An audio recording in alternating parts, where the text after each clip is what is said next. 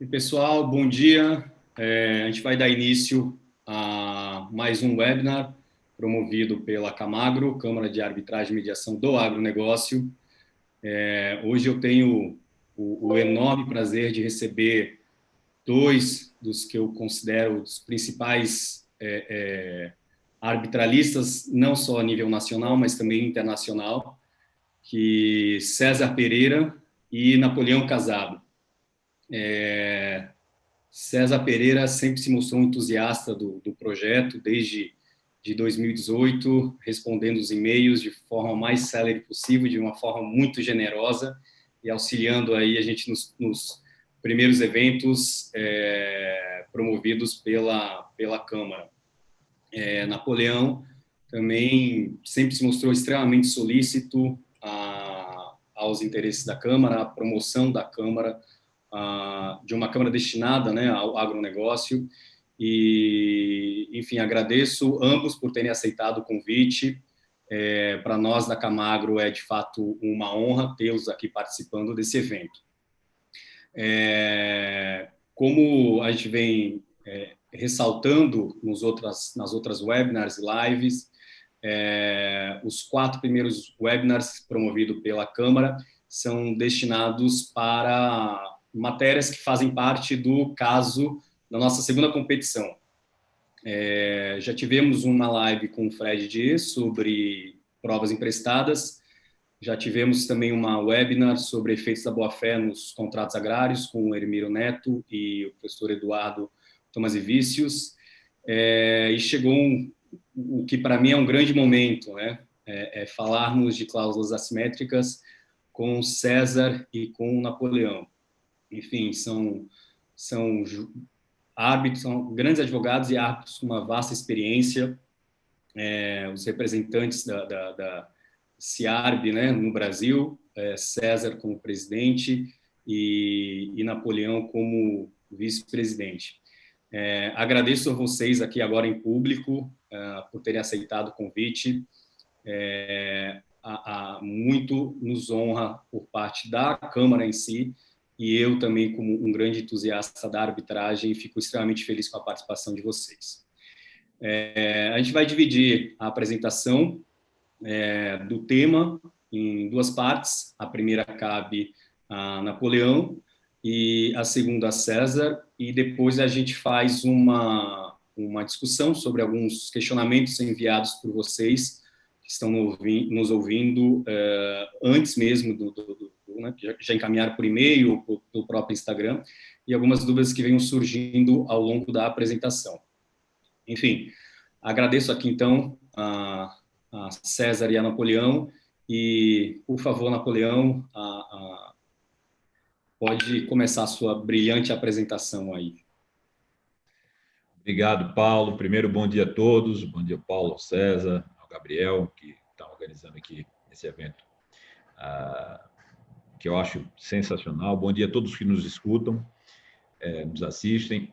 Eu não podia estar mais feliz do que num evento como esse aqui, Paulo. Um evento organizado por uma Câmara voltada para o agronegócio e por uma Câmara do interior da Bahia, no Nordeste do Brasil.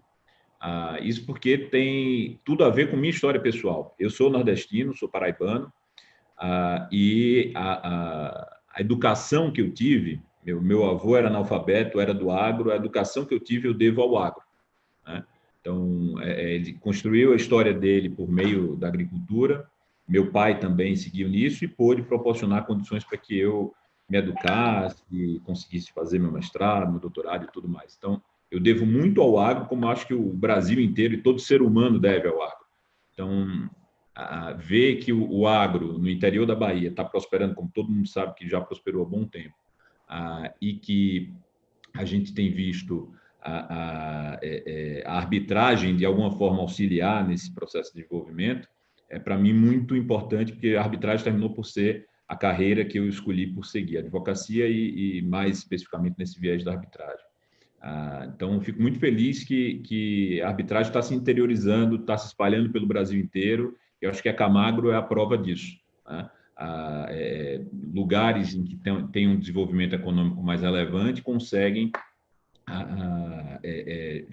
perceber a relevância que a arbitragem tem para oferecer e o fazem com muita maestria sob seu comando aí. Eu fico realmente muito feliz de ter sido lembrado não apenas para compor a lista de árbitros, mas também para falar aqui com vocês sobre cláusulas assimétricas. O Nordeste também tem sido um ponto interessante na arbitragem, porque de uns 5 anos para cá é notável a quantidade de faculdades do Nordeste que, antes disso, eu comecei minha história nessas competições de arbitragem por meio da minha faculdade. Eu fiz meu mestrado e doutorado na PUC de São Paulo. E quando eu comecei, eu não tinha absolutamente nenhuma faculdade do Norte, do Nordeste e do Centro-Oeste. Ou seja, essa realidade da arbitragem era algo muito exclusivo de Sul e Sudeste. Os pioneiros eram do Sul, depois o Sudeste entrou com São Paulo e Rio, aí se espalhou especialmente de uns 5 anos para cá. E o que me deixa mais orgulhoso é que depois que nós nordestinos chegaram, a gente não ficou ali no papel de vira-lata, do sujeito que está ali só de observador, não, a gente assumiu o protagonismo nisso, né? A pioneira, por exemplo, nas competições internacionais foi exatamente a Federal da Bahia, que passou aí para o Multi de Viena. Isso eu estou falando de arbitragem privada, comercial, né? Quando a gente fala das outras competições, tem várias faculdades do Nordeste que participavam de simulações de direitos humanos, de direito internacional público, mas direito privado, a Federal da Bahia essa pioneira. Depois, para minha frustração pessoal, porque eu lá da Paraíba, terminou que a Federal da Bahia, frustração pessoal, orgulho, de certa forma, de ver o Nordeste brilhando. E depois o Unip também veio complementando, várias faculdades do Norte, sob o comando lá do Daniel Jacó, que capitaneou o movimento por lá. Ele não comanda diretamente, mas ele capitaneou um movimento muito bacana por lá. O pessoal fora do eixo tem conseguido se destacar muito e eu fico muito orgulhoso com isso. E aí, aproveitando que você falou aí do CIARB, eu e o César, coincidentemente, estamos aí na diretoria para esse biênio. O CIARB ele tem um programa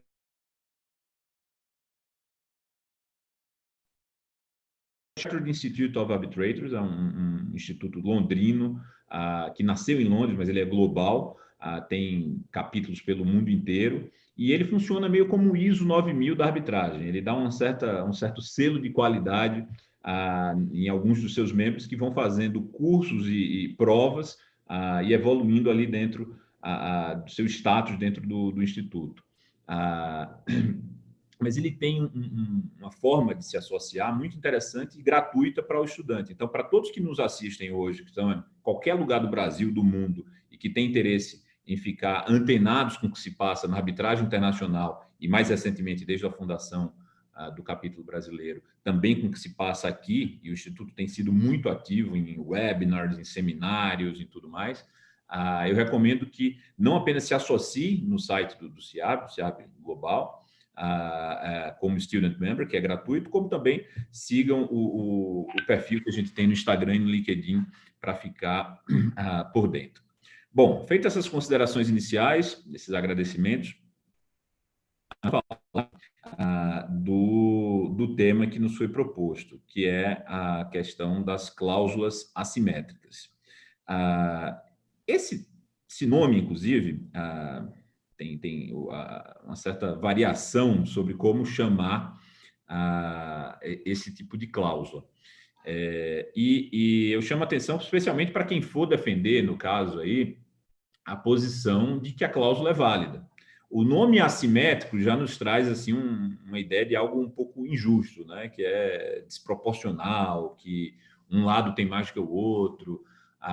E não dá para negar, é a natureza da cláusula em si, ela ser, de certa forma, ter um desequilíbrio. A questão de se ela é válida ou não é um outro departamento. Mas o nome em si não é o nome mais interessante para quem quiser defender a sua validade. E a gente tem visto na doutrina que o nome mais comum e que eu acho, digamos assim, mais apropriado, especialmente para quem vai defender que ela é válida, é chamá-la de cláusula de jurisdição híbrida.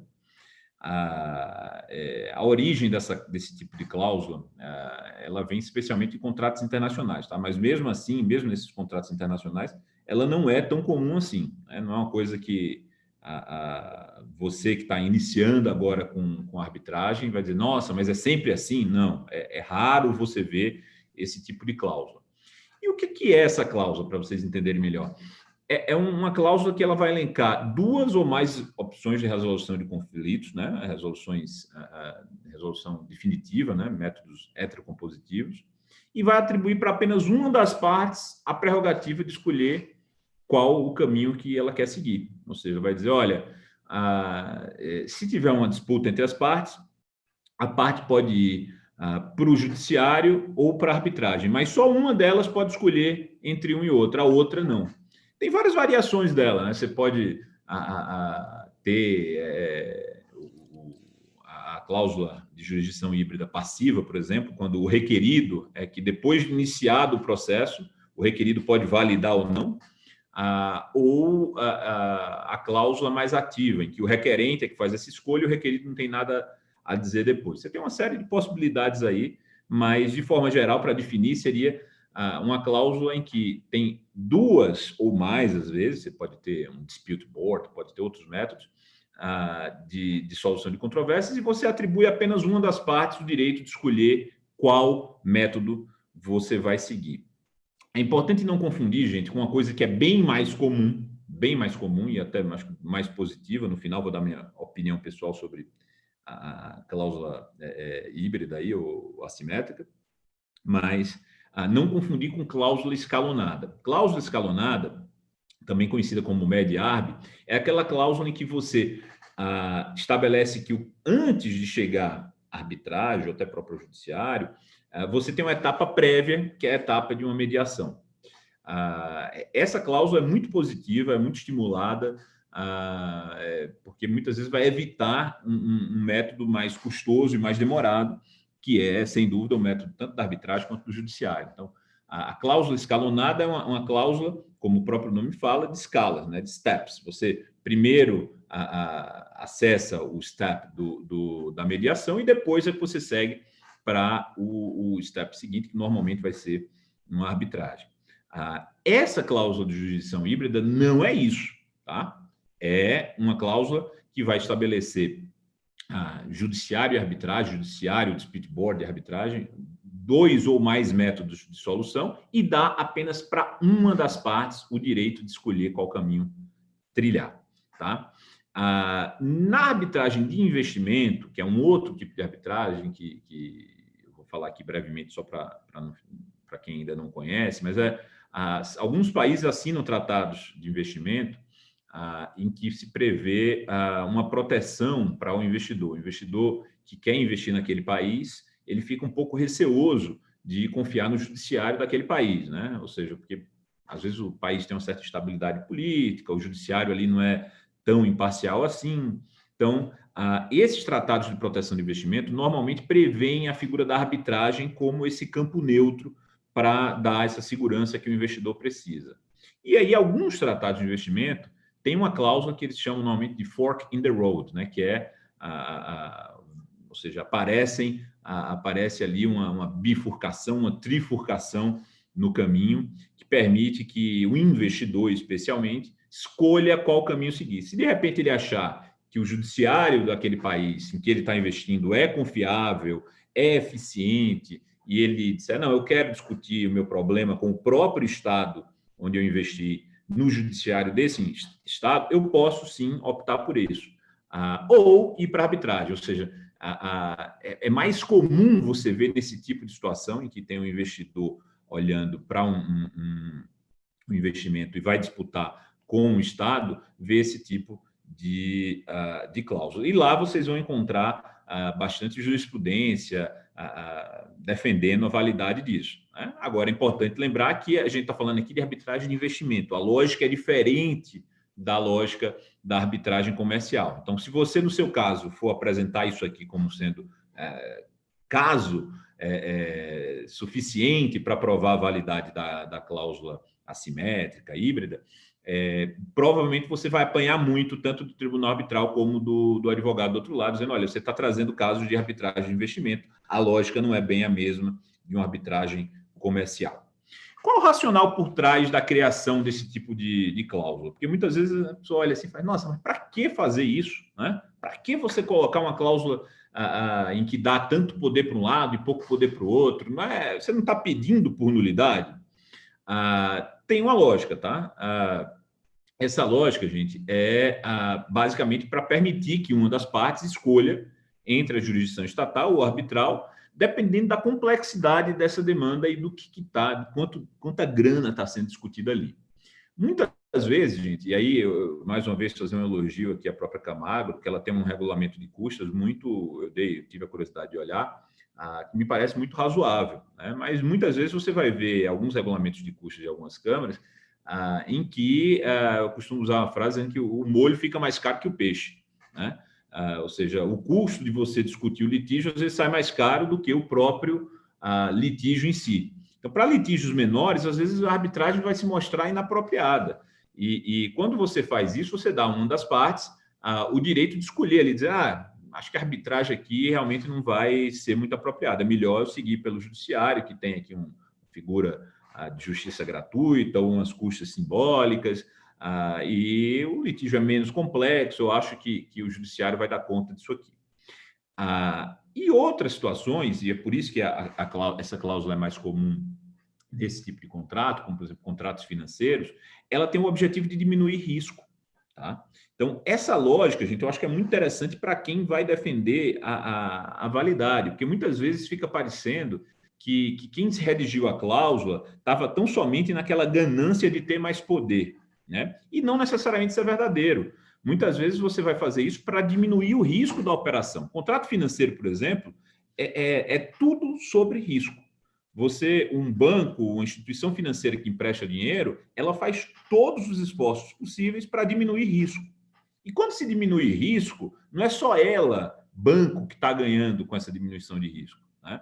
A parte que está pegando dinheiro também ganha, porque o preço do dinheiro ele é diretamente proporcional ao risco que está envolvido.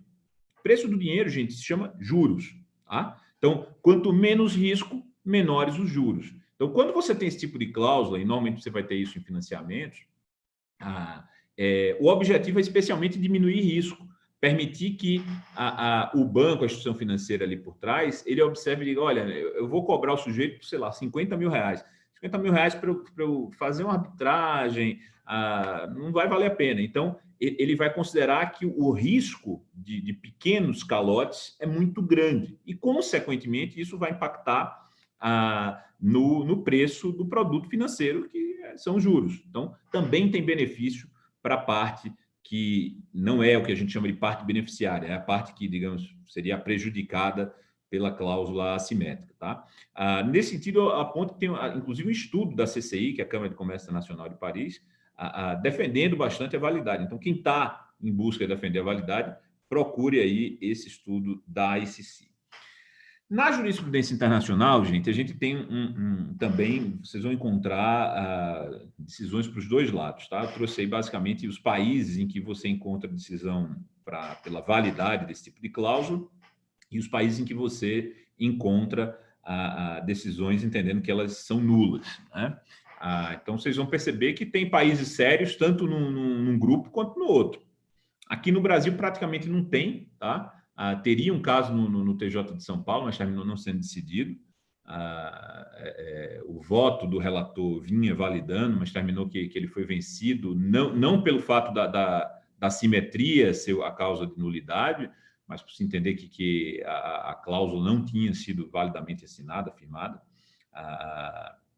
Então, terminou por uma questão mais formal, não se analisou, o tribunal não analisou efetivamente a validade da assimetria.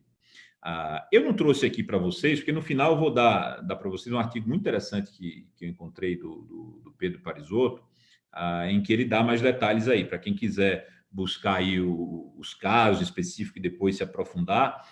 Mas, basicamente, você vai ter países sérios dizendo que vale e países sérios também dizendo que essa simetria não vale, tá? Que a cláusula, portanto, é nula. Os fundamentos da jurisprudência para declarar a validade, os países que assim seguiram esse caminho, são basicamente dizer que, olha, as partes validamente assumiram isso, porque elas têm autonomia da vontade. Essa autonomia é um princípio fundante do nosso direito, ela deve ser privilegiada e, portanto, uma cláusula, mesmo que estabeleça uma desigualdade, é algo que as partes assim desejaram, então assim deve ser, o pacto delas deve ser respeitado. E quem defende a nulidade, os países que acolheram os argumentos de nulidade, vão no caminho de dizer que, olha, tem um desrespeito à igualdade das partes e tem uma questão aqui muito grave, que o direito não costuma receber bem, que é a ideia de potestividade, que é a ideia de que só um lado tem poder de tomar uma decisão, né? Então, os fundamentos, de forma geral, vão ser esses. Quando a gente vem aqui para o direito brasileiro, a gente... bom, pessoalmente, eu acho que, em regra, essas cláusulas devem, sim, ser validadas, tá? Mas o bonito desse tipo de competição é exatamente a gente perceber que tanto dá para se defender uma posição como a outra, né? E eu reconheço que a defesa da invalidade, embora eu, pessoalmente, não goste tanto do tema, é sim um argumento possível.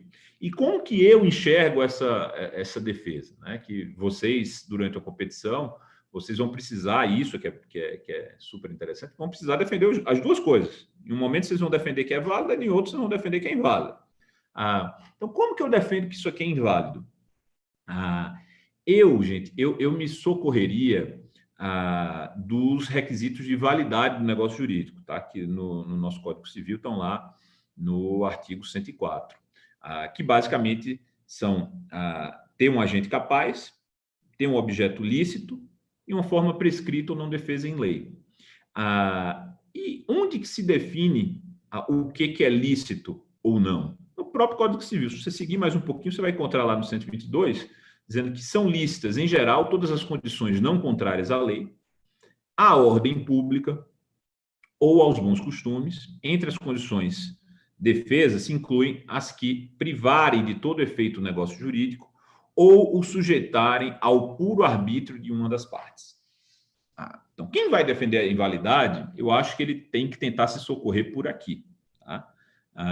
Dizer, olha, você dá o poder de escolher o caminho apenas uma das partes, viola a igualdade das partes, que é outro princípio que, inclusive, está na nossa lei de arbitragem, né? Um dos princípios essenciais à igualdade das partes, no 21, parágrafo 2º, lá da nossa lei, viola a igualdade das partes e confere essa potestividade. Né? Potestividade é basicamente essa ideia de sujeitar ao puro arbítrio de uma das partes aquele negócio jurídico. Lembrando que o negócio jurídico da arbitragem, a cláusula compromissória, ela é independente em relação ao contrato em si. Então, permite você pegar e sustentar que a validade dela tem que ser olhada de forma autônoma. Né? Então, se você dá a apenas uma das partes a capacidade de escolher, você está sujeitando esse negócio jurídico, que é a convenção de arbitragem, ao arbítrio de uma das partes. Não vi isso aí no caso de vocês, mas também dá para se falar que em alguns momentos você vai ter uma desigualdade das partes, às vezes uma desigualdade econômica, uma necessidade, muitas vezes no próprio agro, o sujeito precisando vender a safra dele a qualquer preço, e ele vai aceitar, porque muitas vezes o agricultor ele se pega numa situação dele ter toda uma safra e ter poucos compradores. Meu pai sofreu muito com esse tipo de situação. Algumas culturas, elas só têm 2 ou 3 compradores, esses 2 ou 3 se juntam e dizem, olha, o preço é esse e as condições são essas. E às vezes pode vir ali uma cláusula estabelecida, dando uma série de poderes, e poderes às vezes muito desproporcionais, né? Eu não acho que a mera escolha entre arbitragem e judiciário seja necessariamente uma desproporção tão desarrazoada, mas às vezes você vai ter um exagero nisso, você vai ter o sujeito podendo escolher o judiciário de qualquer cidade do Brasil, de qualquer lugar do mundo, ou arbitragem em qualquer câmara que ele bem entender e tal. Então, isso vai permitir muitas vezes que o sujeito tenha um poder excessivo. um poder de direcionar o caso dele para uma jurisdição que lhe é mais favorável. Isso é aí que mora o perigo, né? Aí que mora o perigo dessa desigualdade na convenção terminar sendo uma desigualdade a impactar de forma efetiva a igualdade das partes. Para defender a validade, que eu sinceramente acho que é uma tarefa mais fácil, basicamente o que você vai ter que falar é que essa igualdade das partes que está lá prevista no artigo 21 é uma igualdade interna no procedimento, né? E não anterior a este, ou seja, a partir do momento que começou o procedimento, aí sim as partes precisam ser tratadas de forma igual. Você não pode dar para uma das partes o poder de produzir prova, para outra não tolher esse direito de produzir prova, né? Dá apenas para uma das partes o direito de poder, por exemplo, participar da composição do tribunal arbitral e a outra não. Então, esse tipo de desigualdade é o que me parece que o princípio da igualdade das partes, inscrito no nosso artigo 21, quis nos orientar, né? E não a ideia de que as partes não podem, antes do procedimento, ter poderes distintos sobre o método a ser escolhido, tá? E lembrando que o princípio da autonomia das vontades é o princípio mestre, o princípio base de toda a arbitragem, tá? Não só aqui no Brasil, no mundo inteiro. Você quiser buscar jurisprudência sobre como a autonomia da vontade é um princípio fundante, é um princípio mais relevante dentro do contexto da arbitragem, você vai encontrar jurisprudência não apenas aqui, como no mundo todo. Mas uma lição final que eu queria deixar aqui para vocês, para depois ouvir o César também sobre o que ele pensa e abrir para debates, é que a cláusula assimétrica é muito bonito de se ver, é muito bonito de discutir, mas não convém inventar a roda em nada nessa vida, tá? Vamos keep it simple, keep it safe. Vamos tentar, ao máximo, evitar esse tipo de assimetria, porque, embora eu veja sentido em algumas áreas do direito, algumas áreas da economia, em regra, esse tipo de desequilíbrio, esse tipo de assimetria, só gera muita discussão, se gasta muita energia com ele, e, às vezes, o custo-benefício não compensa esse esforço. Então, para vocês que estão hoje iniciando o estudo de arbitragem, querendo inserir uma cláusula arbitral em seus contratos, não achem que um modelo a se seguir é de uma cláusula assimétrica, tá? Sigam os modelos da Câmara que vocês escolheram para administrar o seu conflito. Normalmente você vai encontrar no site lá um modelo, e eu acho praticamente impossível, pelo menos nunca vi, modelo de cláusula assimétrica em site sugerindo que seja assimétrica. Ou seja, a sugestão em geral é: deixem as duas partes com os mesmos poderes, todo mundo em condição de igualdade, e deixe esse tipo de cláusula assimétrica para situações realmente excepcionais. Bom, como eu prometi, segue aí também, esse slide vai ser depois compartilhado aí pelo Paulo, para quem se inscreveu, é o artigo aí do Pedro Parisotto, que foi publicado ano passado na revista de arbitragem do CEBA, que é publicada aí pela Clover Law International. Então, nesse artigo vocês encontram todas as jurisprudências daqueles países que eu mencionei aí para vocês. Bom, é isso. Espero ter contribuído aí para o trabalho de vocês e desejo muita boa sorte na competição da Camagro aí para quem se dispuser a fazê-la.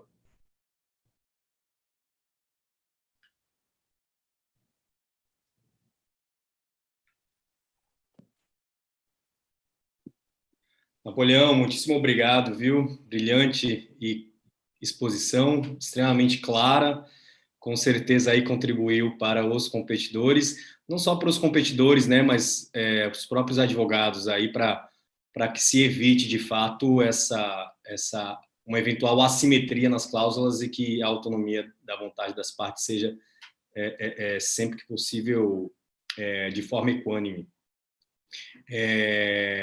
Bem, a gente já tinha alguns questionamentos separados aqui, vai ter que reinventá-los, porque você acabou suprimindo aí muito deles na sua fala. Muito obrigado, viu, Napoleão? Bem, César, vamos lá. Novamente agradeço a participação e, enfim, a gente vai para a segunda parte dessa apresentação, então, com a sua exposição. Obrigado, Paulo. Eu gostaria, então, inicialmente de agradecer a Camagro, na pessoa do Paulo, do Gabriel, pelo convite para conversar aqui com vocês. É uma alegria especial poder compartilhar aqui essa mesa virtual com o meu amigo Napoleão e meu colega aqui de diretoria do CIARB Brasil. Como disse o Napoleão, e assim, usando esses primeiros dois minutos aqui para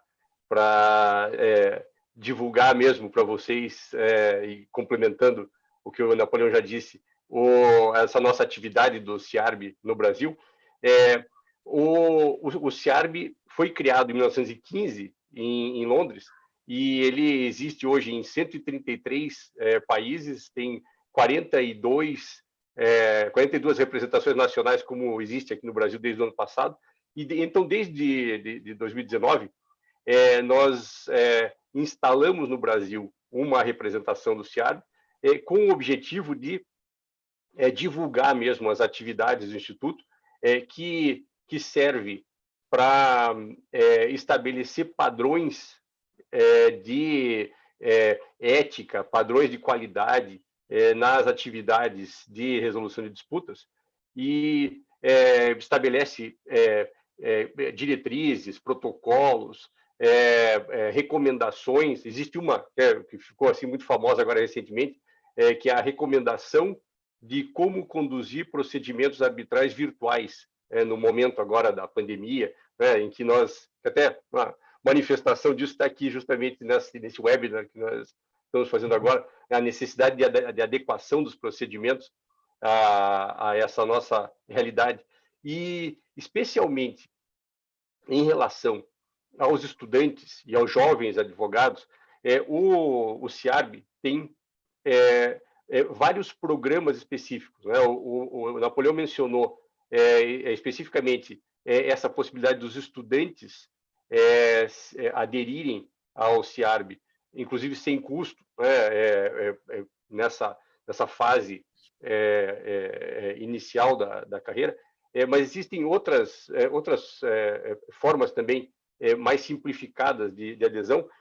Uma delas é a participação em um curso online e uma prova de mais ou menos uns 60, 90 minutos, feita pelo computador, que dá ao participante a possibilidade de se tornar associado do CIARB. O CIARB é uma instituição curiosa, porque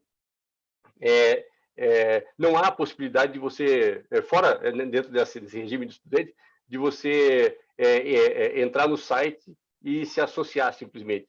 Você precisa justamente passar por uma etapa de verificação de conhecimentos, que pode ser mais simplificada ou mais complexa. O Napoleão e eu estamos na categoria de Fellows, que isso significa que a gente fez lá um curso relativamente prolongado, submeteu ao CIARB uma sentença arbitral em inglês, que foi aprovada, e recebe então essa categoria de essa designação de Fellow do CIARB.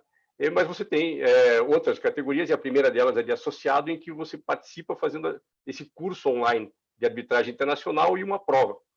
E é muito recomendável mesmo que as pessoas façam isso, se envolvam e passem a contar com essa plataforma de networking. Nós realizamos, no dia 18 de junho, agora, por exemplo, vai ser realizado um evento do CIARB Brasil, especificamente voltado para a comunidade arbitral de Nova York, a respeito de arbitragem no Brasil.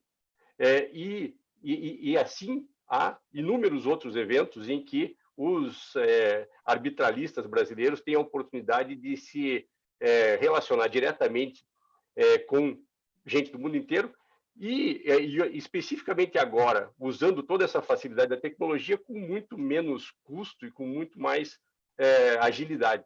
Então, esse é um momento especificamente muito importante de aproveitar essa oportunidade de ingressar no CIARB e fazer parte dessa grande rede internacional. Bom, é comum a gente começar essas exposições dizendo agora o assunto já está encerrado, não tem mais o que falar mesmo, e talvez assim, nunca tenha sido tão verdade dizer algo assim, porque, de fato, como já disse o Paulo, o Napoleão tratou de todos os temas, basicamente. O meu papel aqui é fazer uma espécie de contraponto, talvez, e de como se fosse assim, um debatedor aqui, levantar algumas questões. Um ponto que parece fundamental em toda essa discussão é o de que a cláusula, a convenção de arbitragem, tem um caráter autônomo em relação ao contrato em que ela se insere, e isso faz com que ela possa ficar submetida a uma avaliação acerca da sua validade e eficácia, que independe da validade e eficácia do contrato como um todo. Então, uma grande parte da discussão a respeito de cláusulas assimétricas ou cláusulas de opção unilateral, como destacou o Napoleão, tem a ver com isso, com a verificação desses requisitos de validade contratual em relação à própria cláusula. E quando nós tratamos de questões como, por exemplo, a potestatividade da cláusula, né, o artigo 122 do Código Civil brasileiro, ou vícios de consentimento em relação à Convenção de Arbitragem, nós estamos focando especificamente nessa porção do contrato, né, na Convenção de Arbitragem em si.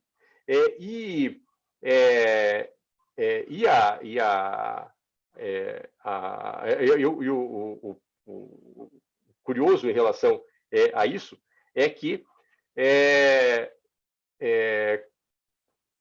a maior parte dos países, né, dos poucos países lá, como mencionou o Napoleão, em que há uma visão, pelo menos já houve uma visão da jurisprudência contrária à validade das cláusulas de opção unilateral, ou essas cláusulas assimétricas, o foco não tem justamente a ver com a igualdade das partes no procedimento arbitral ou no procedimento de resolução de conflitos, mas a igualdade contratual entre as partes, ou o desequilíbrio, então, entre as partes, ou a natureza contratual potestativa, né, da cláusula. Ou seja, a discussão é fundamentalmente de jeito contratual, não de procedimento arbitral. É raro que se utilize com sucesso o argumento baseado, por exemplo, ou no artigo 18 da lei modelo da Uncitral, né, que é repetida em algumas legislações nacionais, ou do nosso artigo 21, parágrafo 2º, né, da lei de arbitragem, que prevê a igualdade das partes e a igualdade na capacidade de apresentar o seu caso, etc., como argumento bem sucedido contra uma cláusula assimétrica. Então, para quem vai ter que focar na invalidade da cláusula, o direito material contratual é muito mais relevante do que essas regras de igualdade processual entre as partes. A França tem, em 2012, o principal caso de invalidação dessa cláusula, que se chama caso do Rothschild, em que ela justamente reconheceu o caráter potestativo da cláusula, dessa assimetria, e da possibilidade de uma das partes se valer de mecanismos mais amplos do que a outra de resolução de conflitos. O que nós precisamos perceber é que, no Brasil, de acordo com o artigo 122 do Código Civil, não basta a potestatividade da cláusula. O dispositivo diz que é defesa a condição que submete ao puro arbítrio de uma das partes a solução contratual. Isso faz com que com que o requisito de potestatividade seja um pouco mais amplo. As cláusulas inválidas são as chamadas puramente potestativas, as que esvaziam completamente o sentido do ajuste. E como disse o Napoleão, as cláusulas assimétricas, em grande medida, elas têm uma explicação econômica subjacente ao contrato, como nesses casos, enfim, de cláusulas de contratos financeiros, em que existe uma redução de risco, portanto, uma redução de custo associada a esse arranjo da resolução de disputas. Então, esse é um ponto interessante também. Eu comecei falando sobre autonomia, separabilidade da convenção de arbitragem, mas nós não podemos levar essa ideia longe demais.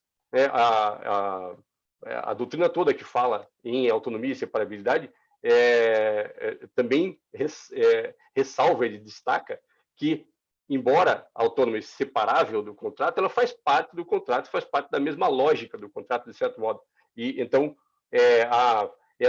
esse equilíbrio entre as partes, essa reciprocidade, de certo modo, ela não precisa estar necessariamente no conteúdo da cláusula específica, mas pode fazer parte do negócio em geral. Essa é uma discussão que existe em países anglo-saxões, em que a ideia de mutualidade das obrigações é mais necessária, uma ideia meio que de causa da obrigação. De forma que, em alguns países, se discute isso, que a cláusula assimétrica seria inválida porque não existe uma troca, não existe algo que se dê em troca dessa vantagem de poder escolher o meio de solução de conflito. E a resposta para isso, frequentemente, é essa. Sim, existe uma troca. Só que a troca não está nessa cláusula, a troca está no negócio como um todo. Um outro ponto que parece relevante, especialmente para quem vai ter que defender a possibilidade de a arbitragem seguir, nesse caso específico da competição, é relacionado com competência a competência.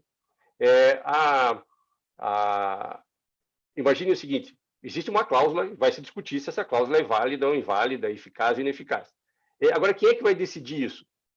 Pelo princípio da competência a competência, o autor da arbitragem tem o direito de receber dos árbitros uma resposta a respeito da existência, validade e eficácia da convenção de arbitragem que ele submete ao tribunal. Então, uma discussão possível será essa: em que medida o autor de uma arbitragem em que a cláusula tem essas características e pode ser submetida aí a essa discussão, tem o direito de que a arbitragem siga até que haja uma definição por parte dos árbitros acerca da sua própria competência. Existe um outro aspecto para isso, que é a aplicação muito excepcional por parte do Poder Judiciário de uma ideia de que, em casos teratológicos, a competência é afastada. Essa é uma visão muito, de fato, excepcional, que na maior parte das situações foi mencionada pelo Judiciário só como obter dictum, assim, não propriamente como objeto de discussão principal. Um outro aspecto que me chama a atenção também, tem a ver com a parte final da fala do Napoleão, é que as cláusulas assimétricas, essas de opção unilateral, elas são excepcionais. A regra geral é a igualdade nas opções das partes. Se a gente for considerar essa premissa de que ela é excepcional, nós deveríamos ler a cláusula, ou melhor, nós deveríamos ler essa ressalva quanto à opção de uma das partes por um caminho alternativo como excepcional também. E, a partir disso, interpretá-la de forma restritiva. E E talvez na leitura aqui da cláusula específica, né, assim, tratando aqui da competição especificamente, na leitura da cláusula específica, talvez seja possível extrair a partir de uma interpretação restritiva da cláusula uma limitação na sua aplicabilidade quando a parte beneficiária da opção não for ela própria a autora do mecanismo aí de resolução de conflitos. De modo que nós poderíamos talvez tentar extrair dessa cláusula uma situação distinta na posição jurídica da parte beneficiária, se ela for autora ou se ela for ré num procedimento. Para não ficar fazendo mais spoilers aqui, eu não vou adiante nisso, mas eu acho que esse é um ponto que talvez os participantes possam tentar explorar, essa da necessidade de interpretação restritiva dessa cláusula. Eu queria usar aqui os últimos minutos para falar de uma questão específica. Como disse o Napoleão, nós não temos propriamente jurisprudência brasileira a respeito de cláusulas assimétricas. Existem alguns artigos de doutrina, eu acho que esse que o Napoleão mencionou é, de fato, o principal e mais completo. Mas nós temos um exemplo de uma cláusula que foi acusada de ser uma cláusula puramente potestativa. O Estado de São Paulo, lá por 2015, mais ou menos, estabeleceu nos seus contratos públicos uma cláusula de arbitragem que previa que o Estado tinha, e tem ainda, né, porque essas cláusulas continuam em vários contratos daquela época, que continuam em vigor, que o Estado tinha a possibilidade de, surgindo um conflito, durante o prazo de 30 dias, escolher ele próprio uma instituição arbitral idônea que promoveria arbitragem. Nesse caso, não havia propriamente a situação de o Estado poder levar o litígio para o judiciário. Não era essa a opção. Mas, como disse o Napoleão, as cláusulas assimétricas, elas são uma grande categoria em que as assimetrias são variadas. Né? Então, não necessariamente a cláusula, para ser assimétrica, tem que, ou ter assim, uma certa diferença entre as posições das partes, ela tem que permitir a uma das partes ir para arbitragem ou não ir para arbitragem. Nesse caso, se submetia à escolha do Estado a instituição arbitral que conduziria a arbitragem. Os interessados em tentar usar esse exemplo podem buscar na internet uma discussão que houve em 2015, capitaneada pelo professor Carmona, a respeito justamente da ideia de que essa cláusula seria potestativa e que seria, portanto, nula. Essa discussão evoluiu depois e hoje eu diria que nem se discute mais essa circunstância em relação a essa cláusula específica. Muito pelo contrário, ela já foi utilizada com sucesso algumas vezes pelo Estado. Se consolidou a ideia de que, nesse caso específico, a posição do Estado justificava essa possibilidade de escolha, essa escolha era necessariamente racional e não esvaziava o conteúdo da convenção de arbitragem. Mas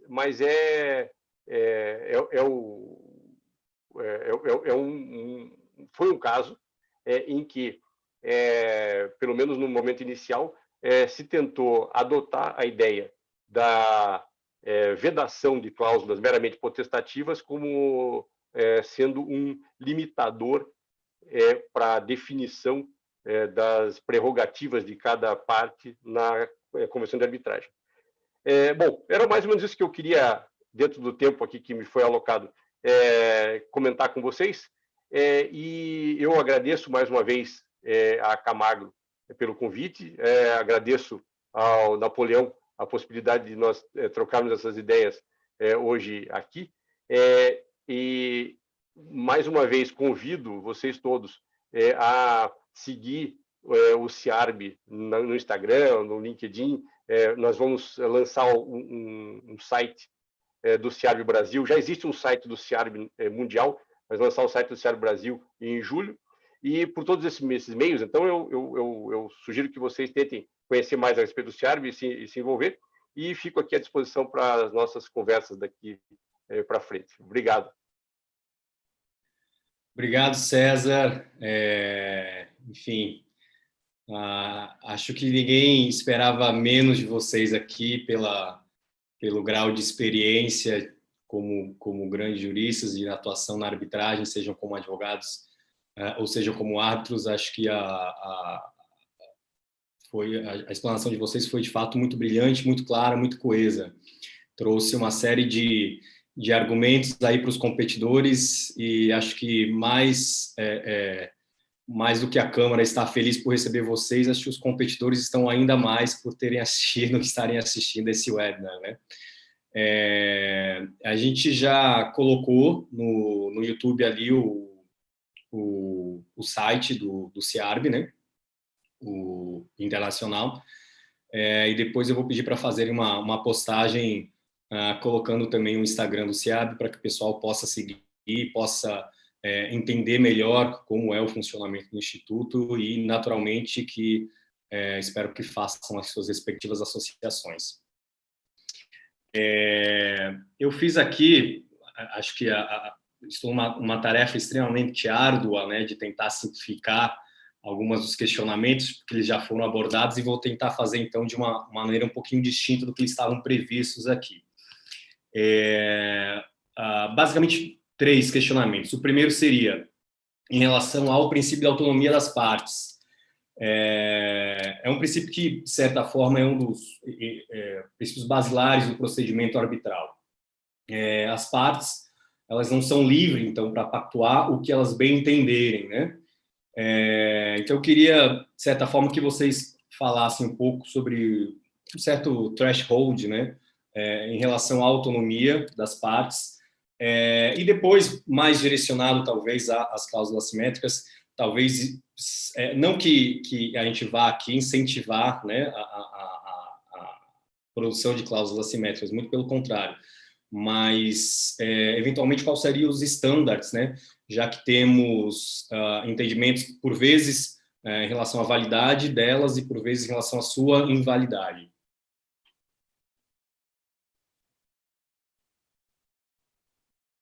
Quer começar, Napoleão? Pode começar, César. Eu acho que aquele teu ponto lá da mutualidade lá do direito estrangeiro, eu acho que já abordou de certa forma, eu acho que você pode seguir por aí. Eu queria destacar um ponto que eu até acabei esquecendo de mencionar, que é o seguinte: a partir da Lei de Liberdade Econômica, que alterou o Código Civil em uma série de pontos, existe no artigo 421-A do Código Civil uma presunção de equilíbrio entre as partes nos contratos empresariais.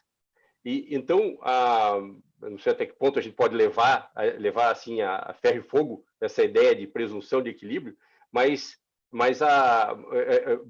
é necessário separar bem os contratos empresariais dos contratos de consumo, né? Então, nos contratos de consumo não há muita dúvida, e é tanto que é muito restrita a possibilidade de arbitragem em contratos de consumo, justamente porque não há muita dúvida de que esse equilíbrio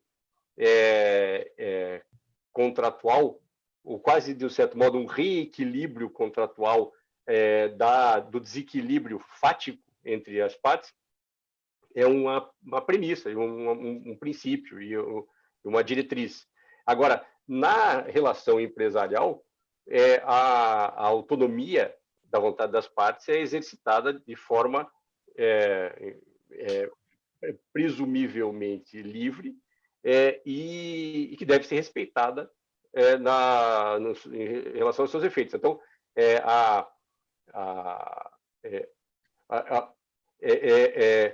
dependeria na minha visão, pelo menos, dependeria de uma comprovação muito robusta, assim, do desequilíbrio efetivo entre as partes e dos efeitos desse desequilíbrio em relação ao comprometimento da vontade da parte, ou seja, a existência de alguma espécie de vício de consentimento mesmo, para que para que fosse afastada a validade e eficácia de uma cláusula, ainda que assimétrica, estabelecida dentro de um contrato empresarial.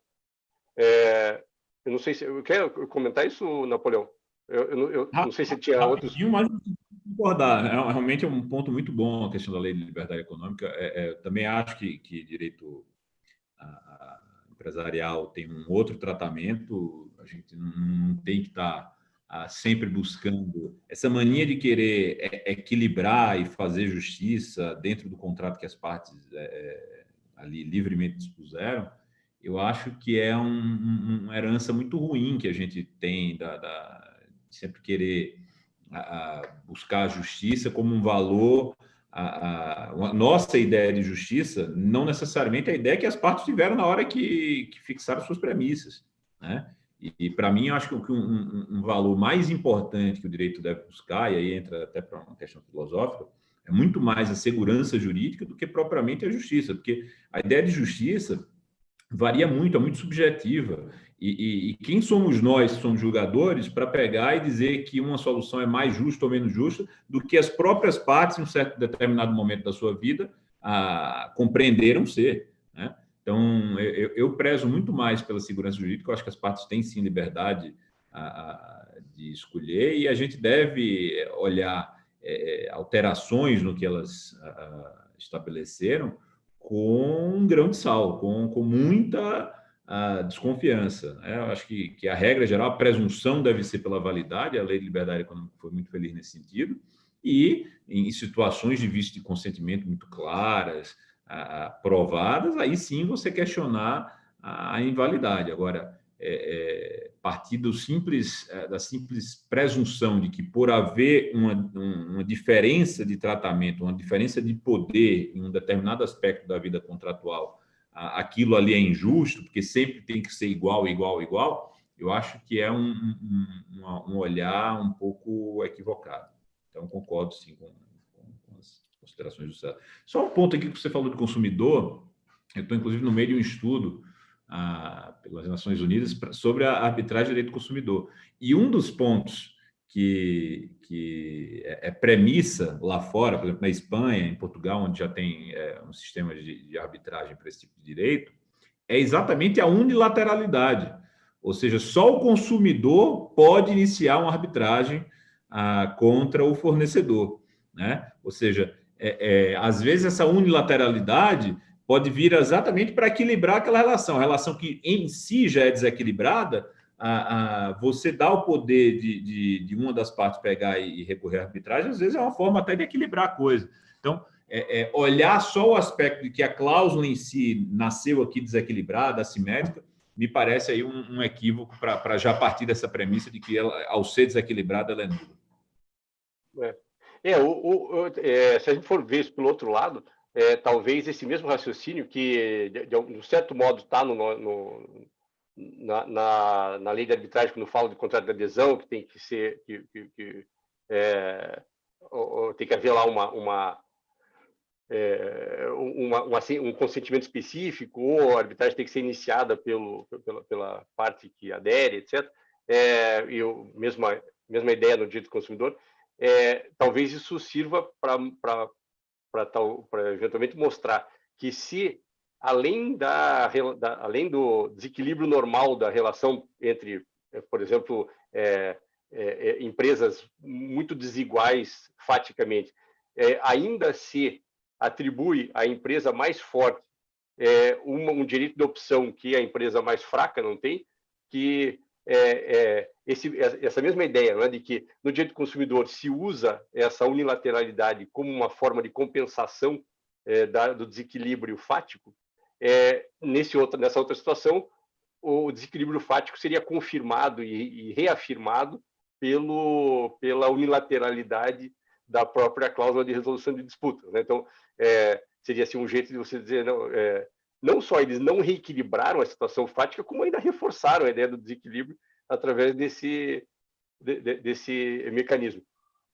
Mas isso tudo, eu acho, concordo com o Napoleão, isso tudo tem que ser visto no caso concreto, tem que se demonstrar que há um abuso da posição dominante, né, dessa parte mais forte, etc.,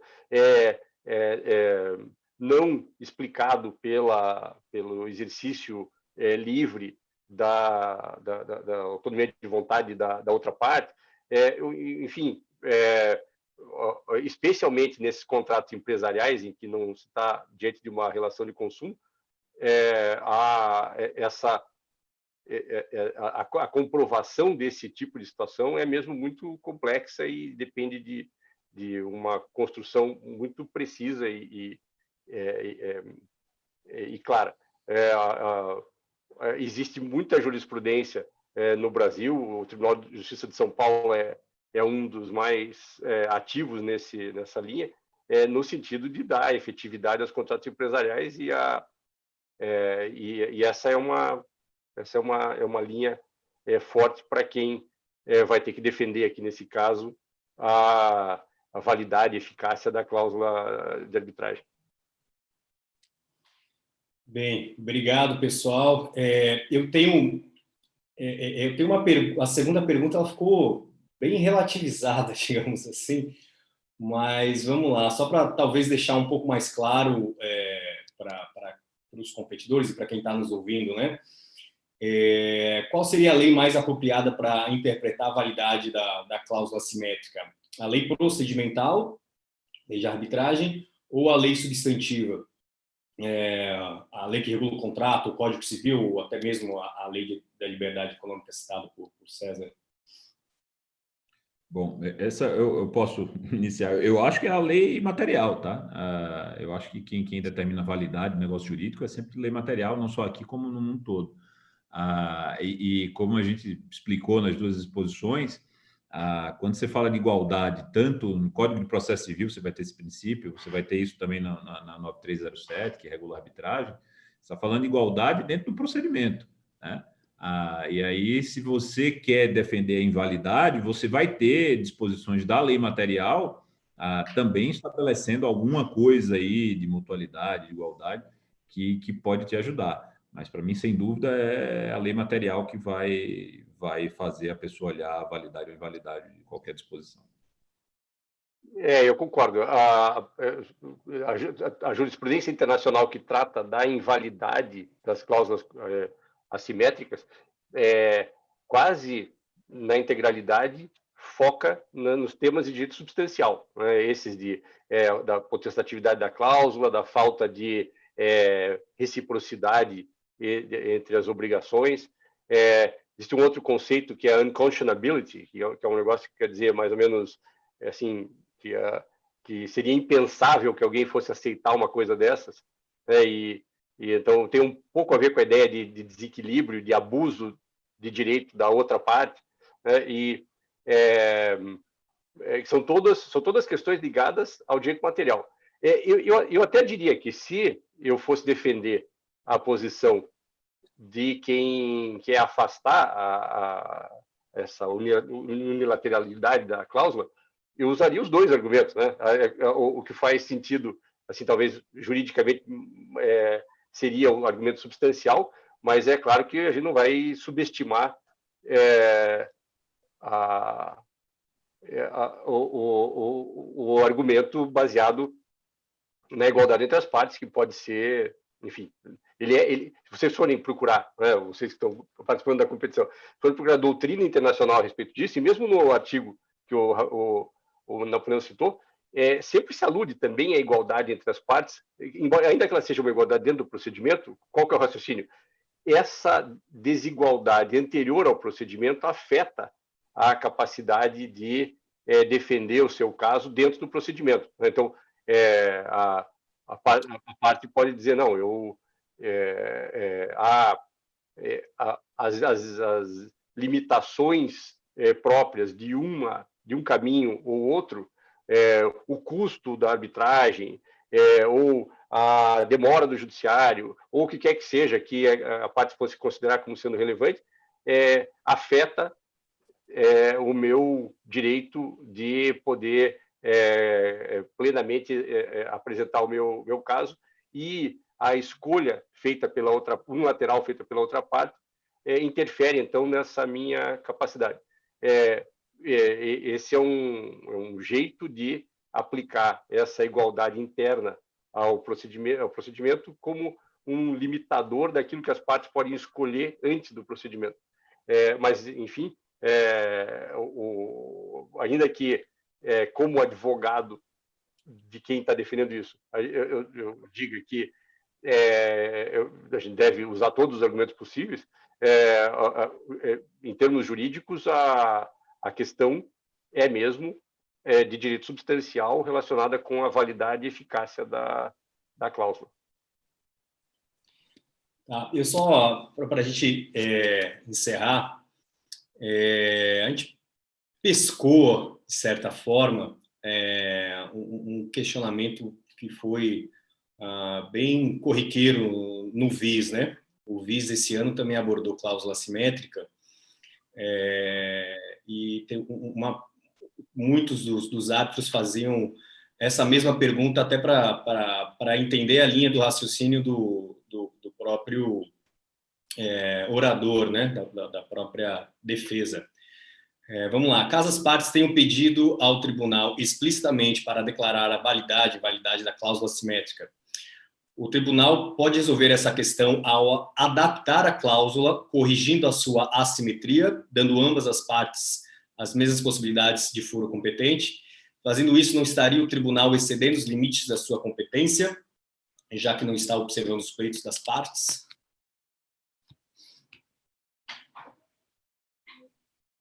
Bom, só para começar, então, a parte requerida, nesse caso, iria dizer: eu tenho o direito de ir ao judiciário e, portanto, essa arbitragem tem que ser extinta. O tribunal estender para outra parte o mesmo direito que ela tem significaria só dizer: a parte requerente teria também o direito de ir para o judiciário, que ela já optou por não fazer, né? E então eu acredito que nesse caso estender para ambas as partes o direito de ir para, ou seja, adaptar o contrato, ampliando os poderes da parte não beneficiária da cláusula assimétrica, não teria nenhum efeito específico sobre a arbitragem em si, né? E agora, em termos teóricos, essa adaptação poderia ser vista como, se ela tivesse algum efeito prático, poderia ser vista como um acolhimento parcial do pedido da parte. Então, se fosse o contrário, né?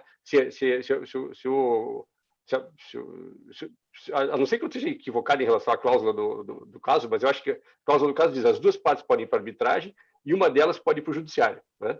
E então, se fosse o contrário, as duas partes podem ir para o judiciário e só uma delas pode ir para a arbitragem, e a outra vai para a arbitragem e diz: eu quero usar o direito que o contrato diz que só a outra tem, e também quero ir para a arbitragem. Aí ficaria um pouco mais complicado, né? Porque o tribunal teria que se fosse o caso, estender para ela esse direito, mas aí também não teria esse problema processual que você mencionou, porque esse seria o próprio pedido da parte, né?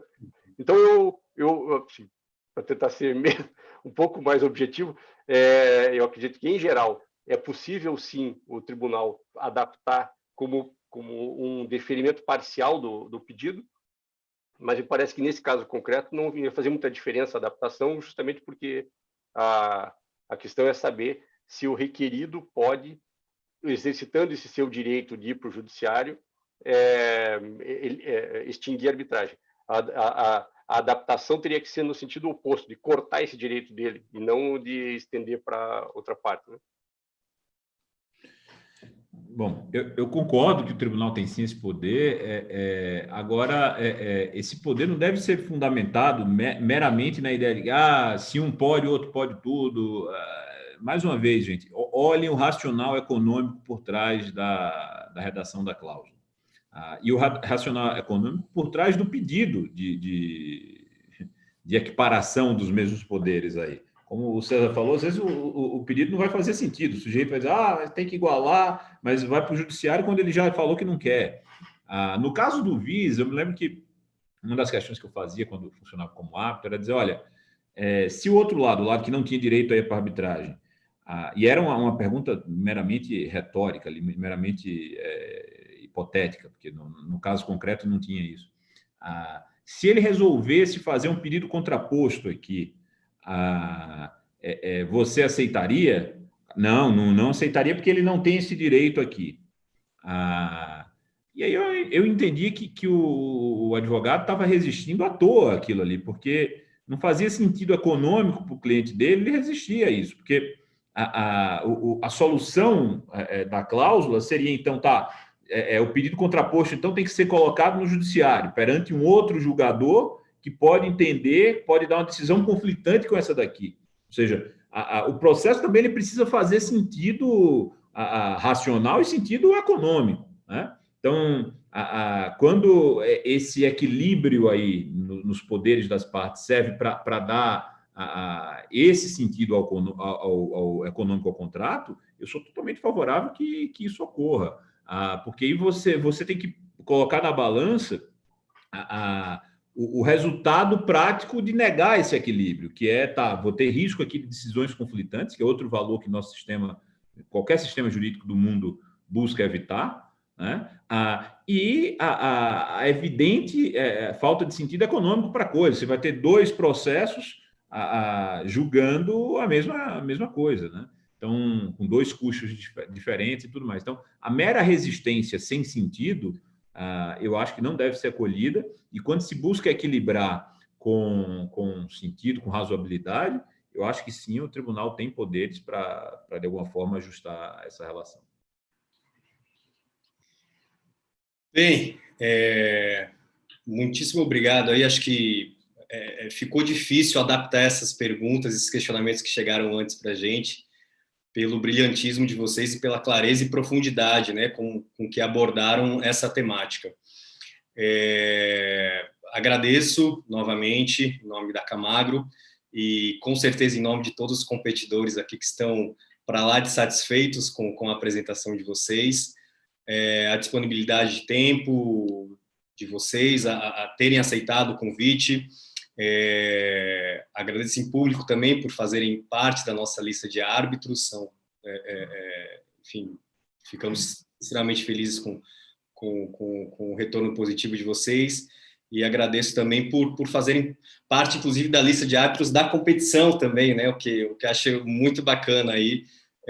Acho que Napoleão exaltou muito bem aí a importância dos multis em geral, falando, inclusive, da uma participação crescente e com muita qualidade, né, de equipes vindas do Nordeste, do Norte também. Chegou inclusive um campeonato da Unip, né, na Camarb, enfim, várias faculdades fazendo boas representações no VIS também. Então, acho que isso é muito importante para o futuro da arbitragem em si, para o futuro de uma arbitragem com qualidade. Enfim, ficam aqui os meus novamente mais sinceros agradecimentos por vocês terem feito parte desse painel. A gente recebeu aqui uma série de elogios no YouTube com relação à apresentação de vocês. Enfim, só agradecimento, e só tenho que agradecer a vocês mesmo por terem aceitado o convite e pelas brilhantes explanações.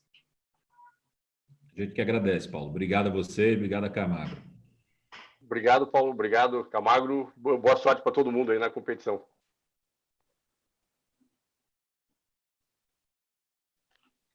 Deixa eu só ver se a gente encerrou aqui a transmissão do YouTube.